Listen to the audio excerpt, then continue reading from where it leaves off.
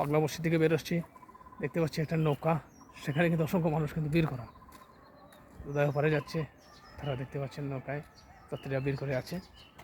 মসজিদ কম্পাউন্ডটাকে বেরোচ্ছে, অত্যন্ত সুন্দর একটি মসজিদ, সত্যি নির্মাণ সূচি অত্যন্ত বড়। এবং সব থেকে বড় যে জিনিস, যে মসজিদের পাশেই কিন্তু একটা নদী বয়ে গেছে, নদীটা কিন্তু এখনও পানি আছে, শীতকালে এখনও পানি, কিন্তু বড় মৌসুমে কিন্তু পানিটা টইটম্বর। এবং নদীর ধারে যে পাশের যে দৃশ্যটা দেখতেছেন, সত্যি কিন্তু অসাধারণ এবং মনোমুগ্ধকর, যে কোনো মানুষকে মুগ্ধ করে থাকবে।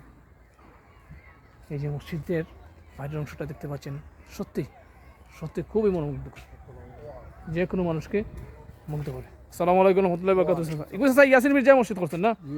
ইয়াসিন মির্জা এই মসজিদ বাড়ি কোন দান ও মির্জাওয়ারি, মির্জাওয়ারি এটা এই ইয়াসিন মির্জা। কত বছর আগের মসজিদ এটা? ও সব বলা এটা 100 খাতাই যা। 100 কত বছর আর 100 খাতাই যা। 100 বছরের কাছাই যার নাই?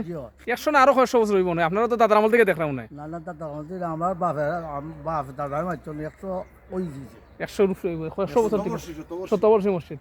এটা ইয়াসিন মির্জা মসজিদ, এটা হচ্ছে ইয়াসিন মির্জার বাড়ি, দেখতে পাচ্ছেন জমিদার বাড়ি এটা, বুঝছেন? ওদের ঘাট সত্যি অসাধারণ, অসাধারণ পরিবেশ। ধন্যবাদ সবাইকে।